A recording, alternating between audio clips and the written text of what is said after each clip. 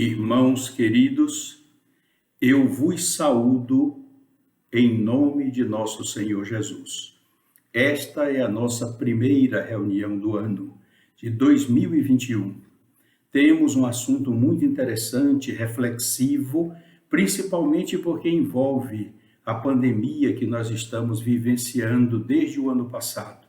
O título do capítulo do Evangelho segundo o Espiritismo desta manhã, primeira manhã do culto do Evangelho do ano novo de 2021, é do capítulo de número 5, itens 1 e 24. E o título do capítulo da irmã Veneranda Benfeitora Joana de Ângeles é A Desgraça Real, no livro Jesus o Evangelho, à luz da psicologia profunda, na página 45. Nós vamos então agradecer a Jesus pelas todas as oportunidades que tivemos durante o ano que terminou e pedir a Ele forças, coragem, determinação, fé inabalável para que possamos aplicar tudo aquilo que nós aprendemos com a pandemia, estamos ainda aprendendo, para que possamos superar as nossas deficiências e ajudar Jesus na transformação do nosso planeta para um planeta de regeneração, oferecendo o concurso do nosso amor, do nosso trabalho, da nossa liderança, do nosso sorriso, da nossa alegria em favor desse trabalho em prol da própria humanidade. Por isso, meus queridos irmãos, o dia de hoje é um dia de agradecer pelos aprendizados, porque toda crise gera criatividade e aprendizado profundo. E nós temos aprendido muito com a pandemia e vamos, durante a semeadura desta manhã, mostrar a vocês que nada acontece por acaso. Portanto, que Jesus abençoe o lar de vocês, para que todos nós, nesta manhã, possamos unir os nossos corações para fazer os nossos agradecimentos no final da mensagem, por tudo que Ele tem nos oferecido sobre as bênçãos de Deus. Portanto, vamos começar. O item do Evangelho segundo o Espiritismo, que é o capítulo de número 5, a veneranda benfeitora Joana de Ângeles, logo após o título do livro Desgraça Real, no capítulo dela, ela coloca o item do Evangelho e embaixo o item, o versículo do Evangelho de Mateus. Portanto, nós vamos observar não somente o item, o Evangelho que ela colocou, o capítulo e o versículo de número 6, mas vamos ler todo o item 1. O item de número 5, que é o versículo de número 5, repetindo, o item número 1 do Evangelho segundo o Espiritismo, no versículo 5. Quando Jesus diz no Sermão da Montanha, bem-aventurados os que choram, pois que serão consolados. Bem-aventurados os famintos e os sequiosos de justiça, pois que serão saciados. Bem-aventurados os que sofrem perseguição pela justiça, pois que é deles o reino dos céus. Nós vamos observar alguns pontos muito interessantes, que vocês já sabem, os trabalhadores da Casa de Guará já conhecem em profundidade todas essas questões que foram abordadas durante longos anos pela veneranda benfeitora Joana de Ângeles. Mas o primeiro evangelho do ano, como nós fazemos sempre no primeiro dia, pedir, desejar, demonstrar para Deus os nossos sonhos e agradecer aquilo que nós conquistamos, hoje também é um dia de reflexão. Vamos mentalizar que estamos na Casa de Guará, no auditório, cercado pelos espíritos amigos, o irmão Batuíra, o irmão Guará, o irmão Marajó, a irmã Luísa de Marilac, Dr. Flávio, para então começarmos a estudar o Evangelho segundo o Espiritismo, no capítulo 5, no item 3, quando Allan Kardec coloca a justiça das aflições. Sabemos que o sofrimento está envolvendo todos em nosso planeta. Mas vamos começar então com esse estudo que é muito característico para nós enfrentarmos esse ano de 2021 com mais coragem ainda e com muito mais fé. Allan Kardec escreveu: as vicissitudes da vida derivam de uma causa. E, pois que Deus é justo, justa há de ser essa causa. Muito significativa essa frase. E aí ele mostra, nesse mesmo capítulo, número 5, no item 4, causas atuais das aflições. E ele vai enumerando, olha, para justificar, esclarecer, para nós compreendermos as causas atuais, porque muitos de nós passamos a imprevidência, orgulho e ambição, falta de ordem na vida, falta de perseverança, maus procedimentos, desejos ilimitados, uniões de casamento, uniões infelizes que se realizam por interesse ou vaidade sem participar o coração, doenças resultantes de intemperança e de excessos de todo gênero. Aí Allan Kardec faz uma pergunta: a quem responsabilizar por todas essas aflições, se não a si mesmo, que somos os causadores através desses comportamentos? E ele continua agora no item 7 do capítulo 5, que vocês podem acompanhar em casa. As causas anteriores das aflições, as causas que antecedem as aflições desta encarnação, cuja origem elas foram provocadas, essas causas foram provocadas por nós em outras existências. Então ele identifica como causas anteriores das aflições. E ele então escreve no item 7: o homem, pela ação de uma rigorosa justiça distributiva, sofre o que fez sofrer aos outros. É a lei de causa e efeito. E Allan Kardec, no item 7, ele enumera alguns exemplos. Se a pessoa foi dura e desumana, poderá ser tratado nesta encarnação duramente com desumanidade. Se a pessoa foi orgulhosa, poderá nascer em humilde condição. Se foi avarento, egoísta, esbanjador, poderá ver-se privado do necessário. Se foi mau filho, poderá sofrer pelo procedimento de seus filhos, etc, etc, etc. E eu me lembrei agora de um pensamento da veneranda benfeitora Joana de Ângeles, quando ela nos diz: o que te faltas hoje, esbanjastes ontem, desbaratastes ontem. E Allan Kardec continua no item 5: não existe falta alguma, por mais leve que seja, nenhuma infração das leis de Deus que não acarrete forçosas e inevitáveis consequências. Daí se segue que, nas pequenas coisas como nas grandes, o homem é sempre punido por aquilo em que ele pecou. Está no item 5 do capítulo número 5. E agora, vamos ao item 11, quando ele diz: frequentemente, o espírito renasce no mesmo meio em que já viveu, estabelecendo de novo relações com as mesmas pessoas, a fim de reparar o mal que lhes haja feito. E é por isso que há tantas vezes briga entre irmãos, briga entre casais, principalmente parentes, sogro, sogra, e aí cunhados, que representam esses reencontros do passado. Porque o espírito renasce com frequência, como nos diz Allan Kardec no item 11, frequentemente, ele não diz sempre, frequentemente o espírito renasce no mesmo meio em que ele já viveu, em outras existências, estabelecendo de novo relações com as mesmas pessoas, a fim de reparar o mal que lhes haja feito. No item 19, Allan Kardec faz uma pergunta muito interessante. Como desencarnados, quando pairávamos no espaço, escolhemos as nossas provas, julgando-nos bastante fortes para suportar. Por que agora murmurar? Essa reflexão é que leva muita gente a indagar. Então, no plano espiritual, eu escolhi as minhas provas, eu aceitei as minhas provas, aceitamos sim. Escolhemos as nossas provas, julgando-nos bastante fortes para suportar. Então, não temos o direito de murmurar, de reclamar. A veneranda benfeitora Joana de Ângeles já disse isso para vocês várias vezes. Já nos afirma que nós não temos direito de queixa por tantas oportunidades que Deus nos concede dentro da própria e cada reencarnação, para nós realizarmos o resgate do nosso passado e prepararmos, através de boas semeaduras, para o futuro glorioso que nos aguarda.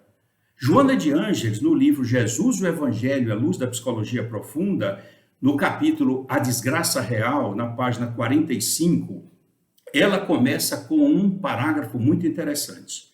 Desgraça é todo acontecimento funesto, desonroso, que aturde e desarticula os sentimentos, conduzindo a estados desesperadores. Mas ela nos alerta. Existem desgraças e desgraças. E ela identifica, fazendo-nos compreender que as desgraças que se constituem consequências de atos infelizes, arquitetados por quem ora se lhes padece os efeitos danosos, essas sim são as desgraças reais. Vamos colocar de uma linguajar bem prática, para que todos entendam, até os jovens que estão aí, as crianças, as desgraças que se constituem consequências de atos infelizes praticados anteriormente, arquitetados por quem agora está padecendo o retorno dos efeitos danosos, a lei de causa e efeito cobrando, essas sim são as desgraças reais, das quais ela está falando no capítulo de hoje. E ela esclarece na página 46. Quando se é responsável pela infelicidade alheia, ao trair a confiança, ao caluniar, ao investir contra os valores éticos do próximo, semeando desconforto ou sofrimento, a isso chamaremos desgraça real, afirma ela, porque o seu autor não fugirá da própria nem da consciência cósmica. A lei de causa e efeito fará o seu trabalho. Por isso que ela continua dizendo, sob outro aspecto, o prazer gerado nos ganhos desonestos, as posições de relevo que se fixam no padecimento de outras vidas, o triunfo que resulta de circunstâncias ruins para outras pessoas, os tesouros acumulados sobre a miséria alheia, o desperdício e abuso ante tanta miséria, são desgraças inimagináveis para quem as comete. E essas desgraças, aí é que ela fala na página 46, que um dia ressurgirão, de que forma? O retorno de copioso pranto, de choro, copioso pranto, em angústias acerbas, avolumadas, em solidão, deformidade de toda ordem no corpo, pela necessidade de expungir-se e reeducar-se no respeito às leis soberanas da vida e aos valores humanos que nós desrespeitamos.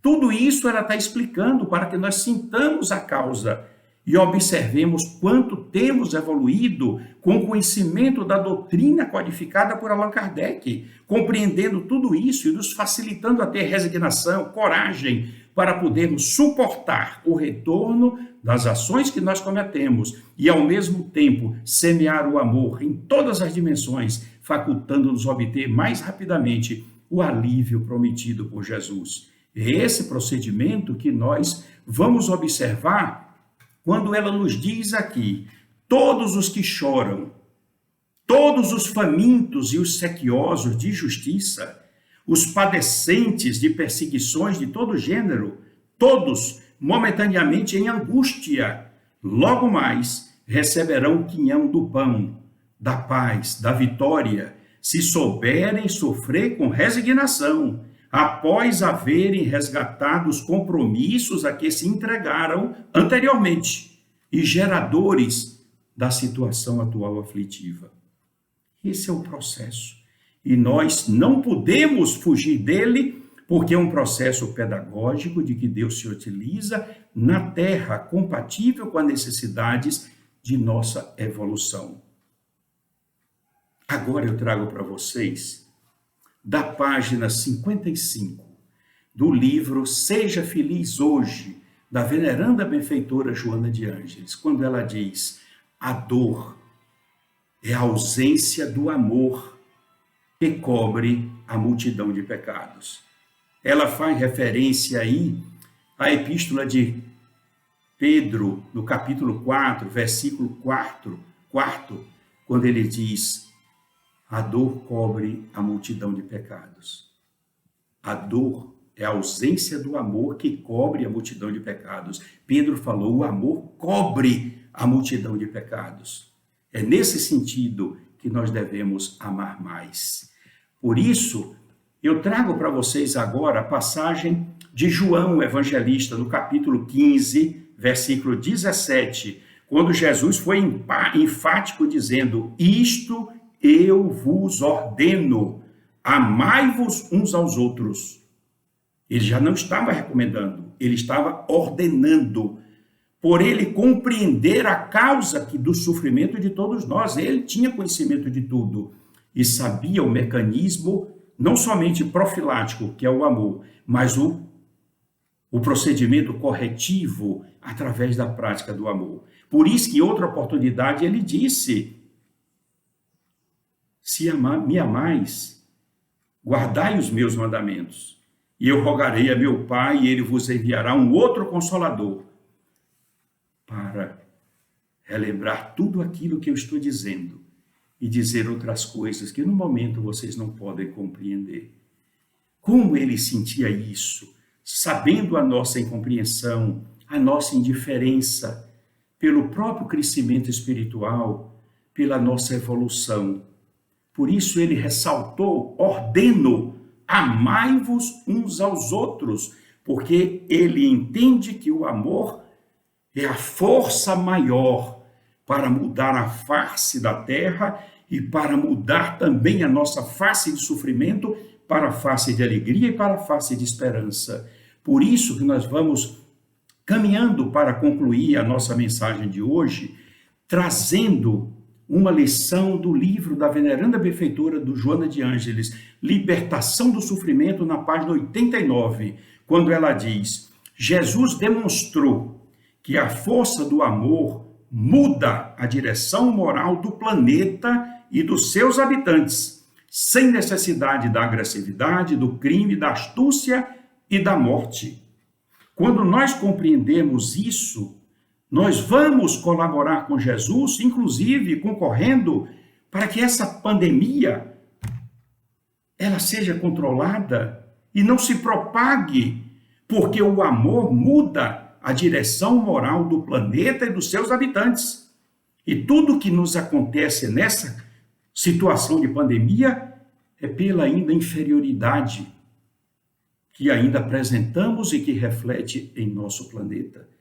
Se nós nos esforçarmos para amar mais, trabalharmos mais no campo do bem, propagar a doutrina consoladora dos espíritos, codificada por Allan Kardec, que foi realizada a pedido de Jesus a Deus, que facultou que viesse até nós, nós vamos realmente concorrer para melhorar o nosso planeta.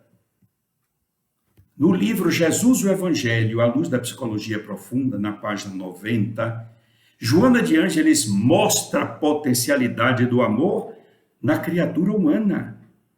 Jesus via que o amor era o caminho único para que pudesse recuperar os espíritos em endividamento com a lei de amor e a lei de causa e efeito. Mas a veneranda benfeitora Joana de Ângeles, no seu livro que nós gostamos tanto de estudar, Jesus o Evangelho, à luz da psicologia profunda, na página 90, anotem: o amor dinamiza, produz energia, dinamiza os potenciais internos de cada ser, contribuindo para que os neurônios e as glândulas do sistema endócrino produzam enzimas saudáveis que imunizam o ser em relação a diversas infecções, enquanto vitalizam o sistema emocional e o sistema psíquico. Se nós não tivéssemos essas informações, não poderíamos dizer: não, Jesus estava certo, dando uma ordem para que nós pudéssemos obedecer, porque o primeiro a vivenciar as benesses do amor é aquele que ama. E quando ele irradia esse amor, ele vai concorrer para que a paz se estabeleça no seu lar, na sua cidade, no mundo, que é o que Jesus tanto deseja. Divaldo Pereira Franco, no livro Um Encontro com Jesus, na página 191, ele registrou: hoje, quando a psicologia filosófica nos ensina que o amor é uma questão de saúde, o amor deixa de ser uma virtude e torna-se uma proposta psicoterapêutica. Vejam que grandeza essa informação para todos nós. E nós temos aqui, para concluir a nossa informação, a nossa semeadura de hoje, uma mensagem do livro Emmanuel, Dissertações Mediúnicas do Espírito Emmanuel, na página 42, quando ele escreve: cada encarnação é como se fora um atalho nas estradas de ascensão. Por esse motivo, o ser humano deve amar a sua existência de lutas e de amarguras temporárias, porquanto ela significa uma bênção divina, quase um perdão de Deus. Essa é a reencarnação. Por isso que este momento, quando se encerra um ano, começa o outro, neste primeiro dia em que temos a companhia do professor Eurípides Bassanufo, de tantos espíritos amigos que da Casa de Guará comemoram o primeiro evangelho de 2021 com essas informações que são chamativas para abrir os nossos olhos para que possamos amar mais.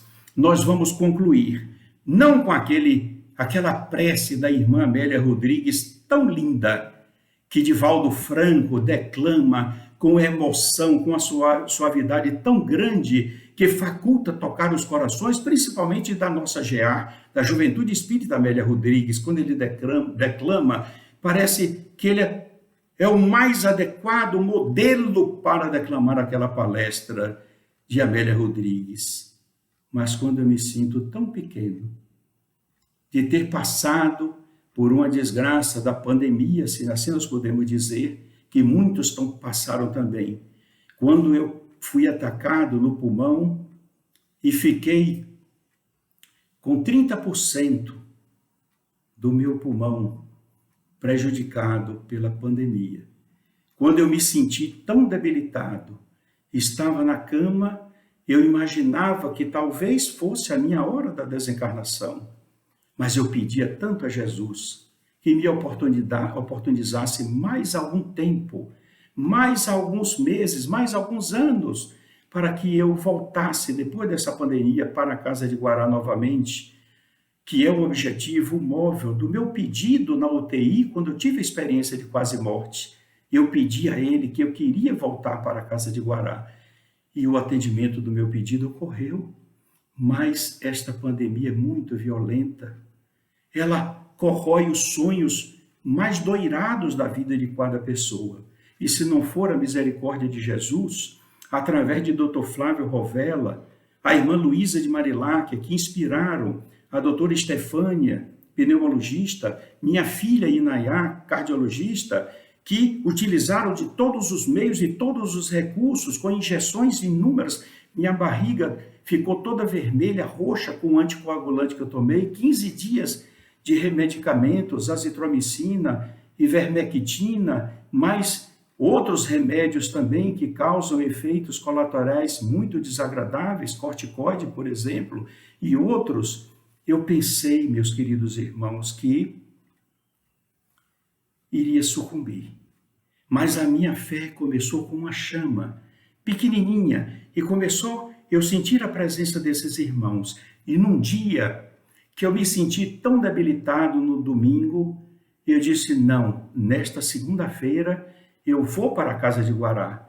Pode ser que digam, é algum atavismo das vivências anteriores em que você foi sacerdote franciscano lá no norte da Itália, na região da Úmbria, que foi acolhido no mosteiro, porque você foi colocado pequenininho num saco de pães, num dia de inverno, estava aquela criancinha de poucos dias de vida, enregelado, e Frei Damião me acolheu como pai, me criou no convento, me deu vida e me colocou nas falanges franciscanas, que naquela época não tinham as exigências como tem hoje.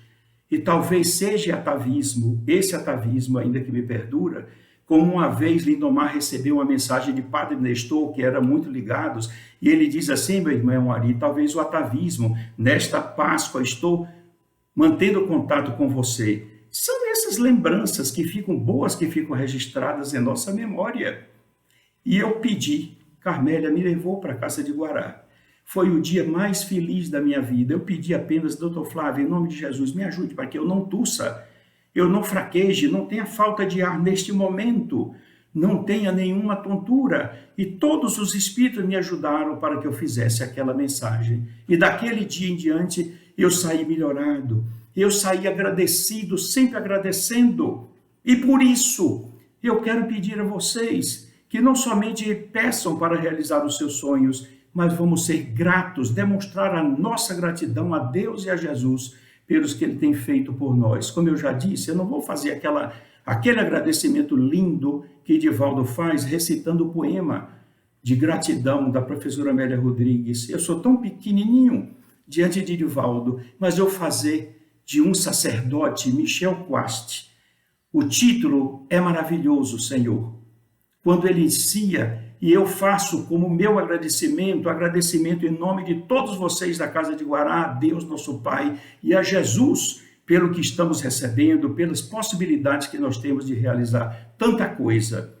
É maravilhoso, Senhor, ter os meus braços perfeitos quando há tantos mutilados, ter os meus olhos perfeitos quando há tantos sem luz, a minha voz que canta quando tantas emudeceram, minhas mãos que trabalham quando tantas pedem esmolas. É maravilhoso, Senhor, voltar para minha casa quando tantos não têm para onde ir.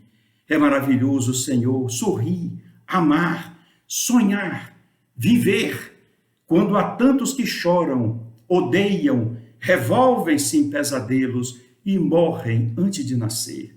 É maravilhoso, Senhor, ter um Deus para crer, quando há tantos que não têm o consolo de uma crença. É tão maravilhoso, Senhor, sobretudo ter tão pouco para pedir, mas tanto para agradecer. Obrigado, Jesus. Obrigado, meu Deus. Obrigado, meus queridos irmãos, por acolherem essa mensagem em seus corações. Deus os abençoe sempre.